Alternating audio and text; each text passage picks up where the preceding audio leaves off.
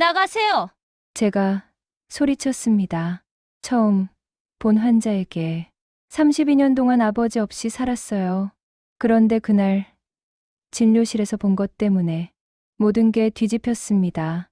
어머니가 평생 숨긴 비밀, 제가 알아선 안 됐던 진실, 그리고 제 품에서 숨을 거둔 그 사람. 어떤 진실은 모르는 게 더 나았을지도 모릅니다. 과연 당신이라면 알고 싶으신가요? 사연 들어가기 전에 구독, 좋아요, 알림 설정 부탁드립니다. 서울 강남구 H대학병원 내과 진료실.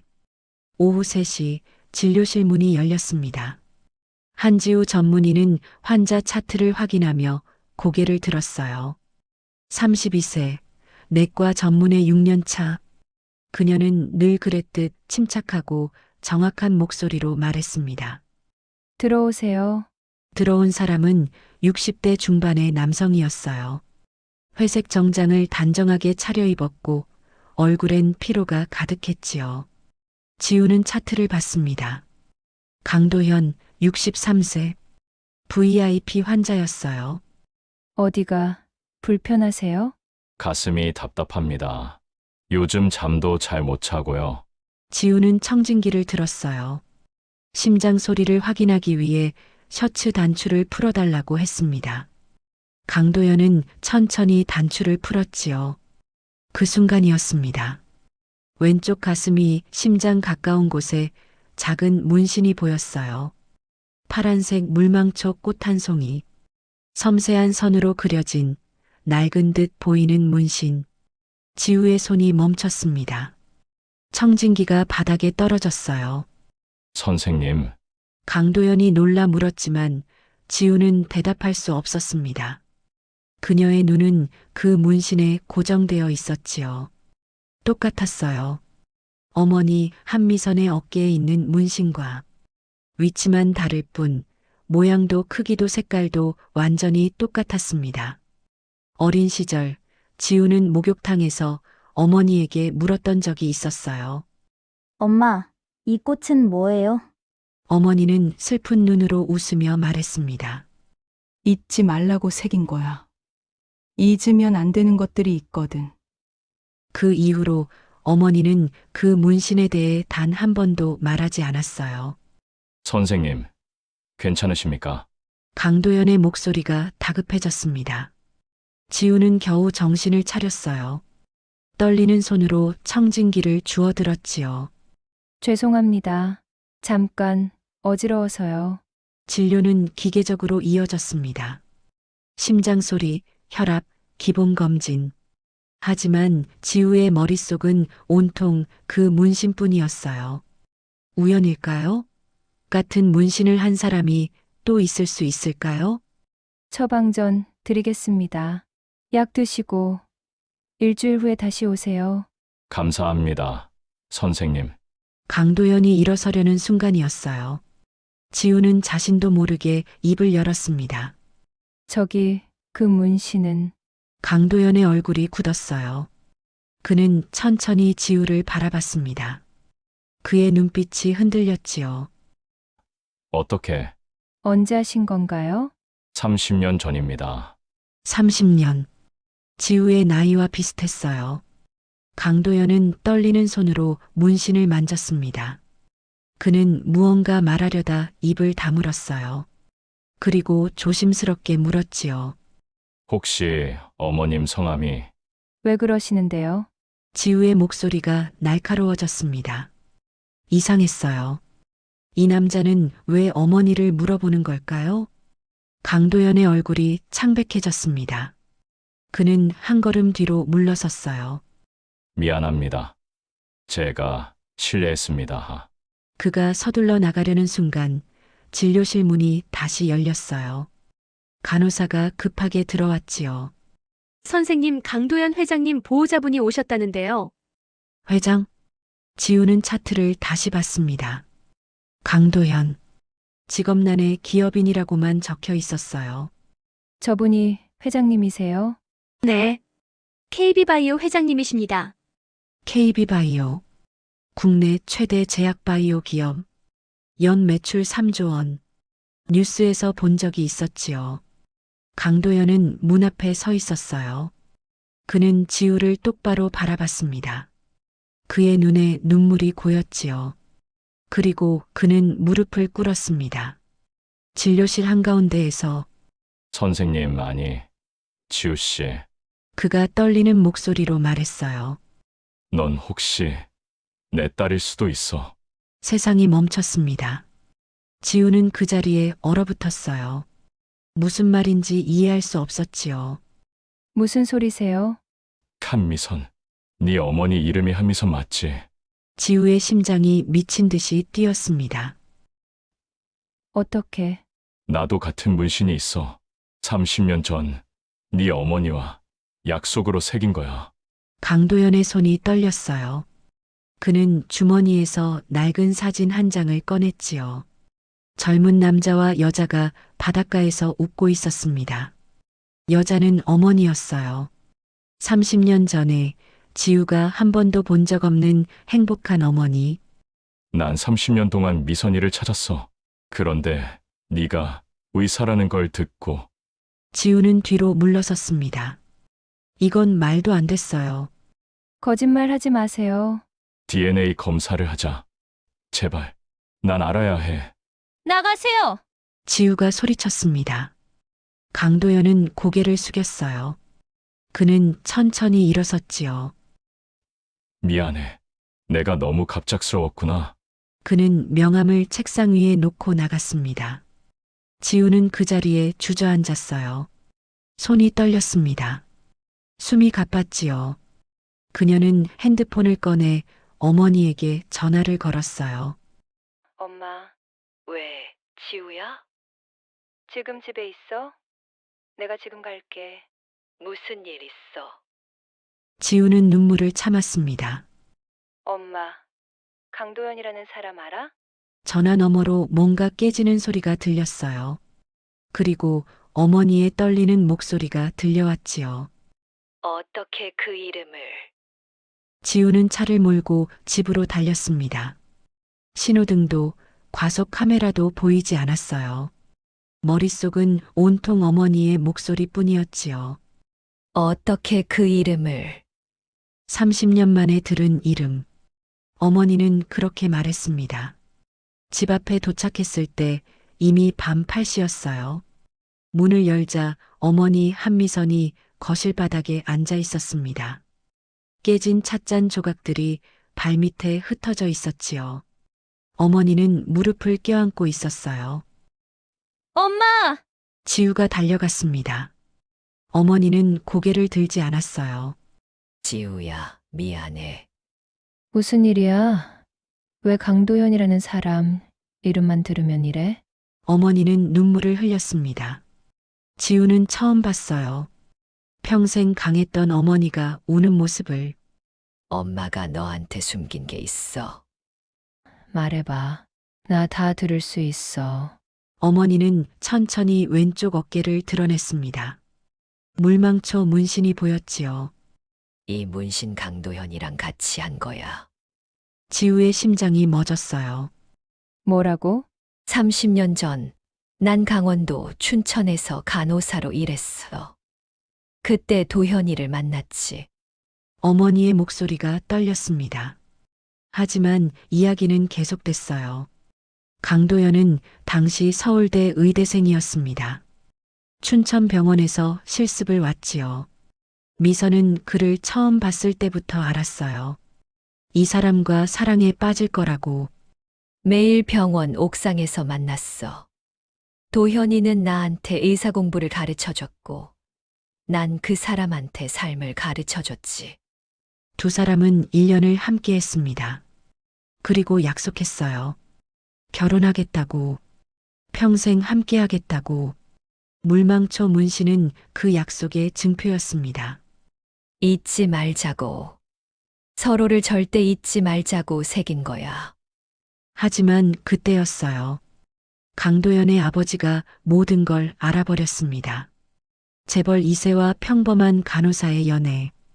용납할 수 없는 일이었지요. 그 사람 아버지가 날 찾아왔어.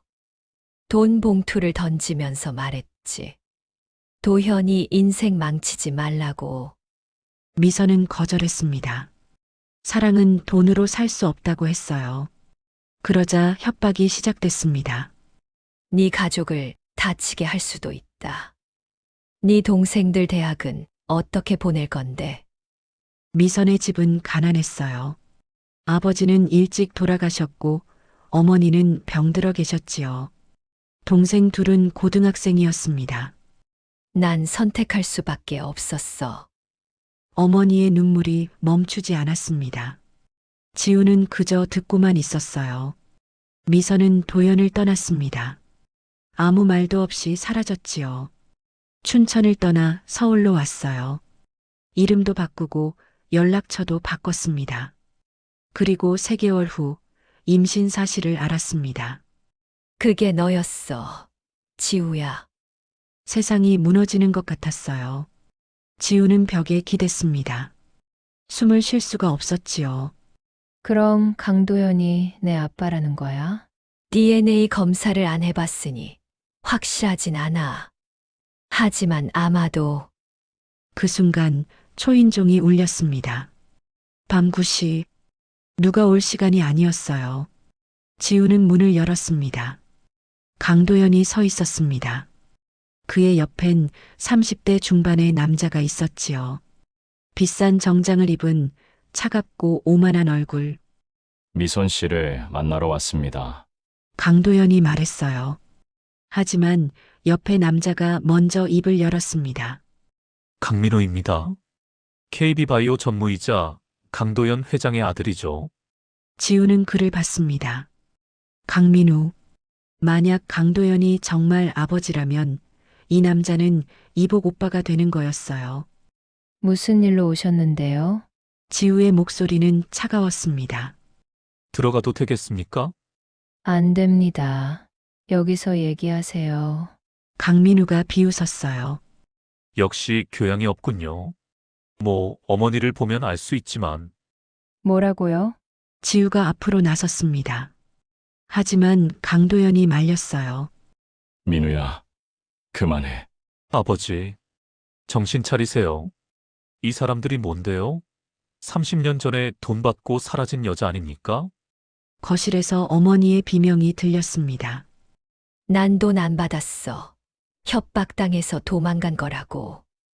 미선이 현관으로 달려왔어요. 그녀는 강도연을 봤습니다. 30년 만이었지요. 두 사람은 그 자리에 멈췄습니다. 시간도 멈춘 것 같았어요. 미선아, 강도연의 목소리가 떨렸습니다. 그는 한 걸음 다가왔지요. 30년 동안 너만 찾았어. 미안해. 내가 지키지 못해서. 미선은 고개를 저었어요. 늦었어요. 너무 늦었어. 아니야. 난 아직도 널 사랑해. 사랑, 당신은 결혼했잖아요. 아들도 있고. 그건 아버지가 정한 결혼이었어. 난 단 한 번도 그 사람을 사랑한 적 없어. 강민우가 끼어들었습니다. 됐습니다, 아버지. 이제 가시죠. 민우야, 넌 모르는 거야. 내가 얼마나. DNA 검사나 하시죠. 그게 먼저입니다. 강도연은 가방에서 서류를 꺼냈어요. 이미 했어. 오늘 오후에. 뭐요? 지우가 소리쳤습니다. 진료하면서 몰래 검사했다는 거예요? 미안해. 하지만 난 확인이 필요했어. 강도연은 봉투를 지우에게 건넸습니다. 지우는 떨리는 손으로 받았어요. 봉투를 뜯었지요. 결과는 명확했습니다. 친자 확률 99.99%. 세상이 다시 무너졌어요. 지우는 서류를 떨어뜨렸습니다. 어머니가 그녀를 붙잡았지요. 지우야, 강도연이 무릎을 꿇었습니다. 두 번째였어요. 지우야. 미안해. 아빠가 너무 늦게 찾아서. 아빠라고 부르지 마세요. 지우의 목소리는 얼음처럼 차가웠습니다. 당신은 내 아빠가 아니에요. 그냥 생물학적 아버지일 뿐이죠. 그때 아파트 복도에서 카메라 플래시가 터졌습니다. 기자들이었어요. 강도연 회장님, 숨겨진 딸이 있다는 게 사실입니까? 한미선 씨는 30년 전 애인이 맞습니까? 재산 상속은 어떻게 하실 건가요? 강민우가 이를 갈았습니다. 당신들이 기자를 불렀군요. 우리가 왜요? 지우가 반박했지만 이미 늦었어요. 카메라는 계속 플래시를 터뜨렸습니다. 다음 날 아침, 모든 포털 사이트 일면에 기사가 떴습니다. KB바이오 회장, 30년 숨긴 혼외자 발각. 재벌 2세와 간호사의 비밀 연애 32세 딸 존재. 숨겨진 상속녀, 의사로 밝혀져. 지우는 병원에 출근할 수 없었어요. 기자들이 병원 앞을 가득 메웠으니까요. 핸드폰엔 수백 개의 전화가 걸려왔습니다. 댓글창은 지옥이었지요. 역시 재벌 노리고 접근한 거지. 30년 전에 돈 받고 애 지우라고 했는데 안 지운 거 아님? 의사라는 게 다 계획이었네, 키읔키읔. 지우는 핸드폰을 던졌습니다. 어머니는 방에서 나오지 않았어요. 세상이 무너지고 있었습니다. 그날 밤 강도연에게서 문자가 왔습니다. 내일 변호사 사무실로 와줄 수 있니? 할 얘기가 있어. 지우는 답장하지 않았어요. 하지만 그녀는 알고 있었습니다. 이건 시작일 뿐이라는 걸, 더 큰 폭풍이 오고 있다는 걸. 사흘이 지났습니다. 지우는 집 밖으로 나가지 않았어요. 기자들이 아파트 앞을 떠나지 않았으니까요. 핸드폰은 꺼놨습니다. 병원에는 휴가 신청을 냈지요. 세상과 단절된 채 지우는 생각했습니다. 이대로 숨어 살 수는 없어. 네 번째 날 아침 지우는 결심했어요. 변호사 사무실로 가기로. 강도연이 무슨 말을 하고 싶은지 듣기로. 엄마, 나 좀 다녀올게. 어딜? 강도연이 만나자고 했어. 변호사 사무실에서. 미선의 얼굴이 굳었습니다. 가지 마. 저 사람들은 우릴 이용하려는 거야. 알아. 하지만 난 확실히 하고 싶어. 끝내고 싶어. 지우는 마스크와 모자를 썼어요. 선글라스까지 끼고 나섰지요. 다행히 기자들은 몇 명만 남아 있었습니다. 강남 테헤란로 법무법인 정해 빌딩 25층 VIP 상담실이었어요. 지우가 문을 열자 강도연이 홀로 앉아 있었습니다. 변호사도 강민우도 없었어요. 왔구나. 강도연의 목소리는 약했습니다. 얼굴도 창백했지요. 어디 아프세요? 의사의 본능이었어요. 지우는 자신도 모르게 물었습니다. 괜찮아. 요즘 잠을 못 자서 그래. 지우는 그 앞에 앉았어요. 거리를 두고. 무슨 말 하려고 부르신 거예요? 너한테 사과하고 싶었어. 강도연은 고개를 숙였습니다. 30년 전 네 엄마를 지키지 못한 것, 너를 찾지 못한 것, 그리고 지금 네 인생을 망쳐버린 것. 이제 와서 사과가 무슨 소용이에요? 없지. 알아. 하지만 난 네가 알아줬으면 해. 강도연은 서류 봉투를 꺼냈어요. 이건 내 재산 목록이야.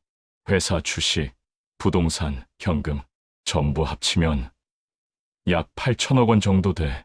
지우는 웃었습니다. 비웃음이었지요. 그걸 왜 저한테 보여주세요? 너한테 물려주고 싶어서. 세상이 조용해졌어요. 지우는 강도연을 봤습니다. 농담처럼 들렸지요. 무슨 말씀이세요? 유언장을 썼어. 내 재산의 70%를 너에게 주기로. 미쳤어요? 지우가 벌떡 일어났습니다.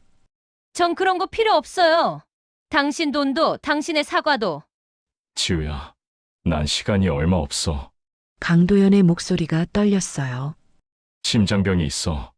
말기야. 길어야 6개월. 지우는 얼어붙었습니다. 의사로서 그녀는 알았어요. 강도연의 창백한 얼굴, 떨리는 손, 불규칙한 호흡. 거짓말 말아요. 3년 전 진단받았어. 수술도 받았지. 하지만 재발했어. 강도연은 가슴을 짚었습니다.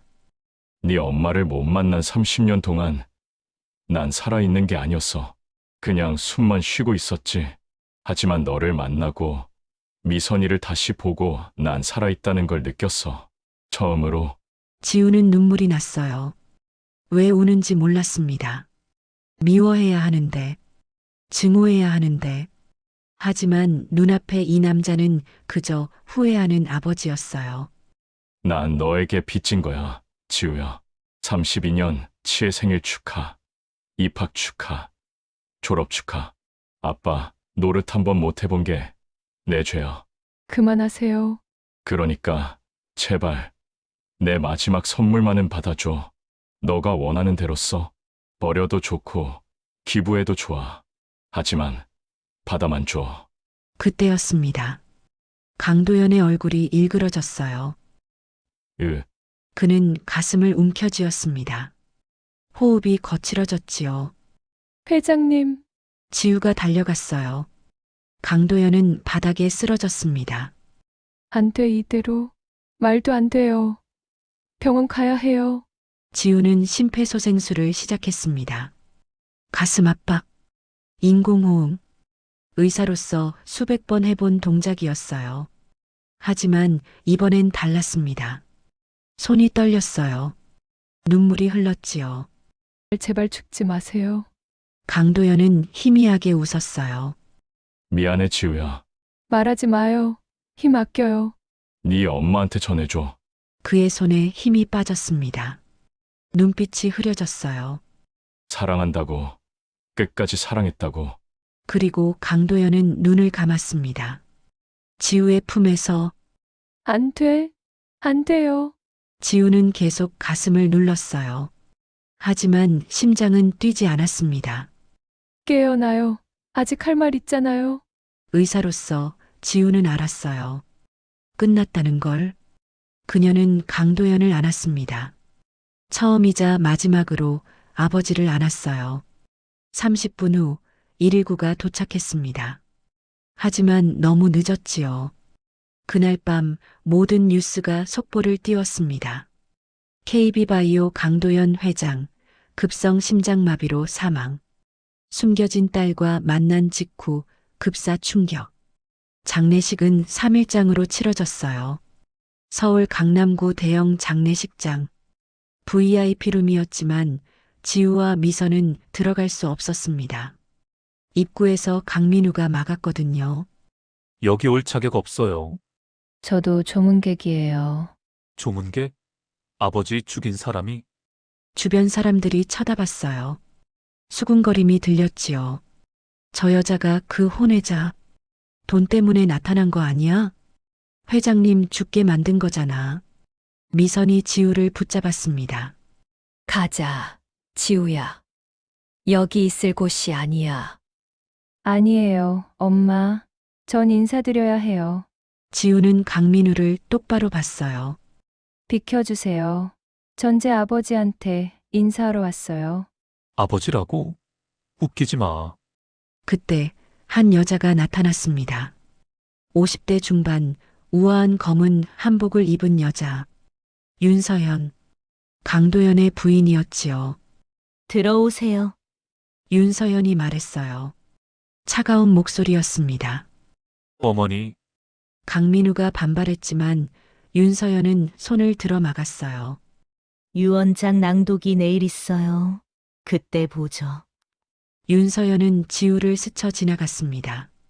그 눈빛엔 분노와 경멸이 가득했지요. 지우는 빈소로 들어갔어요. 강도연의 영정 사진이 있었습니다. 웃고 있는 얼굴이었지요. 지우는 무릎을 꿇었어요. 절을 올렸습니다. 편히 쉬세요. 그날 밤 변호사에게서 연락이 왔습니다. 내일 오전 10시 유 원장 낭독식이 있습니다. 꼭 참석해 주세요. 지우는 알았어요. 진짜 전쟁은 이제 시작이라는 걸. 다음 날 오전 10시 법무법인 정의 대회의실 유 원장 낭독식이었어요. 지우와 미선이 들어서자 모든 시선이 쏠렸습니다. 윤서연이 앉아 있었어요. 검은 상복 차림이었지요. 강민우는 그 옆에서 팔짱을 끼고 있었습니다. 앉으시죠. 변호사 김태준이 말했어요. 60대 중반의 노련한 얼굴. 지우는 맨 뒤 자리에 앉았습니다. 그럼 고 강도연 회장님의 유언장을 낭독하겠습니다. 회의실이 조용해졌어요. 김태준 변호사가 봉투를 열었지요. 본인 강도연은 정신이 온전한 상태에서 다음과 같이 유언합니다. 윤서연이 몸을 앞으로 기울였어요. 강민우는 자신만만한 표정이었지요. 첫째, KB바이오 주식 40%는 한지우에게 상속한다. 뭐라고요? 강민우가 벌떡 일어섰습니다. 둘째, 서울 강남 소재 부동산 전체는 한지우에게 상속한다. 이게 무슨, 셋째, 현금 2천억 원은 한지우에게 상속한다. 윤서연의 얼굴이 새하얗게 변했어요. 넷째, 제주도 별장과 강원도 펜션은 한미선에게 상속한다. 안 돼. 강민우가 소리쳤습니다. 이건 무효야. 무효라고. 김태준 변호사는 침착하게 계속했어요. 다섯째, 윤서연에게는 현금 500억 원과 청담동 아파트를 상속한다. 500억? 겨우 500억? 윤서연이 떨리는 목소리로 말했어요. 30년을 함께 산 아내한테 500억? 여섯째, 강민우에게는 KB바이오 주식 10%와 현금 300억 원을 상속한다. 10%? 나한테 10%? 강민우의 얼굴이 붉어졌습니다. 아버지 회사인데 나한테 10%? 지우는 믿을 수 없었어요. 70%, 정말로 70%였습니다. 이건 사기야. 강민우가 책상을 쳤어요. 저 여자가 아버지를 협박한 거라고. 조용히 하시죠. 김태준 변호사가 말했습니다. 아직 남았습니다. 일곱째, 나머지 재산은 희망재단을 설립하여 기부한다. 재단 이사장은 한지우가 맡는다. 말도 안 돼. 윤서연이 일어섰어요. 당장 소송 거는 거예요. 이 유언장은 무효예요.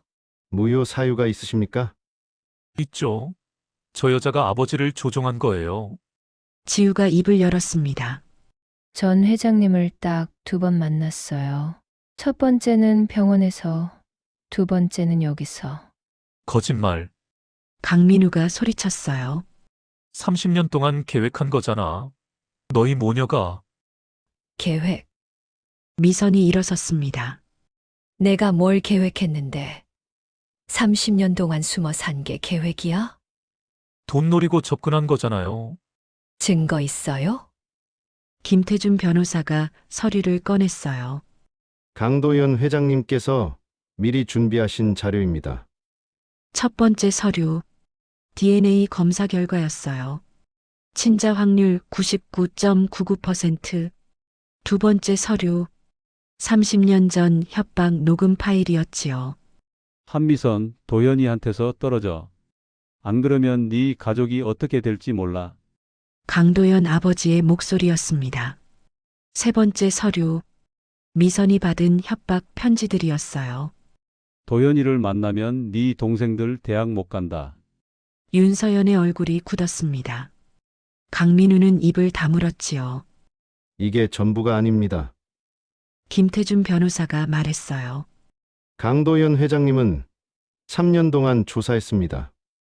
한미선 씨와 한지우 씨가 어떻게 살았는지. 영상이 틀어졌어요. 스크린에 지우의 어린 시절이 나왔습니다. 좁은 원룸에서 공부하는 모습, 아르바이트하며 학비 버는 모습, 밤새 공부하는 모습. 한지우 씨는 장학금으로 의대를 졸업했습니다. 단 한 푼도 아버지 돈을 받지 않았어요. 미선의 모습도 나왔어요.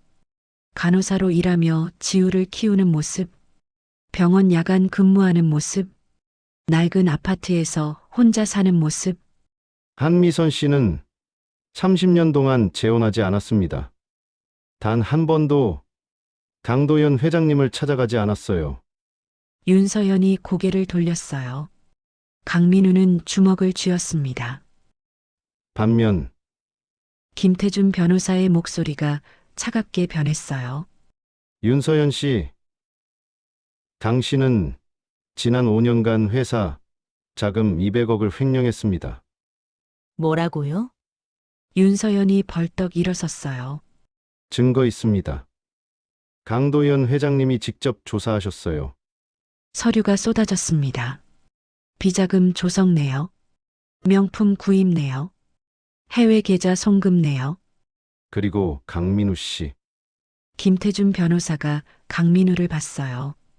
당신은 회사 기밀을 경쟁사에 팔았습니다. 거짓말. 증거 있습니다. 이메일 내역, 계좌 이체 내역, 녹취록까지. 강민우의 얼굴이 창백해졌어요. 이 모든 증거를 경찰에 제출할 예정입니다. 다만 강도연 회장님께서 마지막 자비를 베푸셨어요. 무슨, 소송 걸지 마세요. 그럼 고소하지 않겠습니다. 침묵이 흘렀어요. 윤서연은 떨고 있었습니다. 강민우는 이를 갈았지요. 하지만 유 원장은 무효예요. 강민우가 소리쳤어요. 아버지는 정신이 온전하지 않았어. 심장병 환자였을 뿐입니다. 정신은 멀쩡했어요. 아니야. 저 여자 때문에 미쳐버린 거라고. 강민우가 지우에게 달려들었어요. 네가 아버지를 죽인 거야. 그만. 김태준 변호사가 막았습니다. 하지만 강민우는 멈추지 않았어요. 네가 없었으면, 네가 나타나지만 않았어도. 지우는 그를 똑바로 봤습니다. 제가 원해서 태어난 줄 알아요? 목소리가 떨렸어요. 전 32년 동안 아버지 없이 살았어요. 단 한 번도 아버지라고 불러본 적 없어요. 눈물이 났습니다. 회장님이 돌아가실 때 제 품에서 돌아가셨어요. 마지막으로 하신 말 아세요? 지우는 강민우를 봤어요. 사랑한다고, 엄마를 끝까지 사랑했다고, 그것뿐이었어요. 강민우는 주저앉았습니다. 윤서연은 눈을 감았어요. 전 이 재산 필요 없어요. 지우가 말했습니다. 회장님이 원하신 대로 전부 재단에 기부할 거예요. 지우야, 미선이 딸을 봤어요. 하지만 한 가지는 지킬 거예요. 지우의 목소리는 단호했어요. 회장님의 마지막 뜻, 그건 지킬 거예요. 김태준 변호사가 고개를 끄덕였습니다. 유 원장 낭독을 마치겠습니다. 회의실 문이 열렸어요. 지우와 미선이 나갔습니다. 복도에서 미선이 딸을 안았어요. 잘했어, 지우야. 정말 잘했어. 지우는 창밖을 봤습니다. 서울 하늘이 보였지요. 이제 끝난 걸까요? 아니었어요. 언론은 더 거세게 몰아쳤습니다. 하지만 이번엔 달랐어요. 진실이 밝혀졌으니까요. 6개월이 흘렀습니다. 서울은 여전히 바빴어요. 사람들은 여전히 바쁘게 움직였지요. 하지만 지우와 미선은 더 이상 그곳에 없었습니다. 강원도 속초 바닷가 작은 마을. 하얀 집 한 채가 서 있었어요. 강도연이 미선에게 남긴 펜션이었습니다. 지우는 매일 아침 바다를 봤어요. 커피를 들고 테라스에 앉아 파도 소리를 들었지요. 조용했습니다. 평화로웠어요. 지우야, 아침 먹어. 어머니의 목소리가 들렸습니다. 미선은 부엌에서 된장찌개를 끓이고 있었어요. 예전엔 볼 수 없던 모습이었지요. 엄마, 내가 할게. 괜찮아. 엄마가 하고 싶어서 하는 거야. 미선의 얼굴엔 웃음이 있었어요. 30년 만에 찾은 웃음이었습니다. 아침을 먹으며 지우는 창밖을 봤어요. 바다가 보였지요. 끝없이 펼쳐진 푸른 바다. 엄마, 행복해? 너는 나도. 거짓말은 아니었어요. 처음엔 힘들었습니다. 언론의 추격, 사람들의 시선, 법정 다툼, 모든 게 악몽 같았지요. 하지만 지우는 버텼어요. 유언장대로 재산을 정리했습니다. KB바이오 주식 40%는 전문 경영인에게 신탁했어요. 배당금은 전부 희망재단으로 들어갔지요. 희망재단. 강도연이 원했던 이름이었습니다. 희망을 잃지 않은 사람들에게 희망을. 재단은 3가지 일을 했어요. 첫째, 편부모 가정자녀 장학금. 둘째, 심장병 환자 의료비 지원. 셋째, 미혼모 자립 지원. 지우는 재단 이사장이 됐습니다. 하지만 서울엔 없었어요. 전문가들에게 맡겼지요. 지우는 1년에 4번만 서울에 갔습니다. 그것으로 충분했어요. 강민우와 윤서연은 더 이상 연락하지 않았어요. 소송도 걸지 않았습니다. 횡령과 배임 혐의로 조사받는 게 두려웠으니까요. 대신 그들은 500억과 300억을 받았어요. 그것으로 조용히 살기로 했지요. 지우는 그들을 용서했습니다. 미워하기엔 인생이 너무 짧았으니까요. 어느 날 지우는 병원에서 편지를 받았어요. 강민우가 보낸 편지였습니다. 지우 씨에게 미안합니다. 당신을 괴물로 만든 건 나였어요. 아버지는 당신을 사랑했습니다. 그걸 이제 알았어요. 용서해 주세요. 마이너스 강민우. 지우는 편지를 접었어요. 답장은 하지 않았습니다. 하지만 버리지도 않았지요. 언젠가 용서할 준비가 되면 답장할 거예요. 바닷가에서 지우는 다시 의사로 일했습니다. 마을 보건소에서 일주일에 사흘. 급여는 적었어요. 서울 병원의 10분의 1. 하지만 행복했습니다. 선생님, 감사합니다. 할머니 한 분이 인사했어요. 덕분에 혈압 잡았어요. 천만에요. 약 잘 드세요. 퇴근길, 지우는 바닷가를 걸었어요. 석양이 지고 있었지요. 하늘은 주황색이었습니다. 문득 아버지가 생각났어요. 강도현. 그는 지우의 품에서 죽었습니다. 사랑한다고 전해줘. 마지막 말이었지요. 지우는 바다에 대고 속삭였어요. 전했어요. 아버지, 엄마한테 전했어요. 바람이 불었습니다. 엄마는 용서했어요. 저도요. 눈물이 났어요. 하지만 슬픈 눈물은 아니었습니다. 고마웠어요. 절 찾아줘서. 지우는 웃었어요. 늦었지만 아버지라고 불러도 될까요? 대답은 없었습니다. 하지만 파도 소리가 들렸지요. 부드럽고 따뜻한 소리. 집으로 돌아오니 어머니가 기다리고 있었어요. 지우야, 저녁 먹자. 응. 엄마. 저녁 식사 후 두 사람은 테라스에 앉았습니다. 별이 쏟아지는 밤하늘이었어요. 지우야. 응. 후회 안 해. 서울 떠난 거. 아니. 전혀. 지우는 어머니 손을 잡았어요.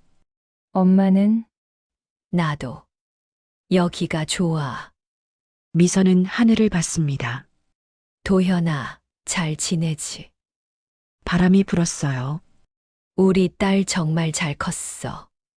자랑스러워해도 돼. 지우는 어머니를 안았습니다. 엄마도 잘했어. 혼자서 날 키워줘서 고마워. 미안해, 지우야. 아빠 없이 키웠어서. 괜찮아. 엄마가 있었잖아. 두 사람은 한참을 안고 있었어요. 말이 필요 없었습니다. 1년 후, 희망재단은 1000명에게 장학금을 줬어요. 500명의 심장병 환자를 도왔습니다. 200명의 미혼모가 자립했지요. 지우는 보건소장이 됐어요. 작은 마을이지만 꼭 필요한 곳이었습니다. 미선은 마을 카페를 열었어요. 물망초라는 이름의 카페.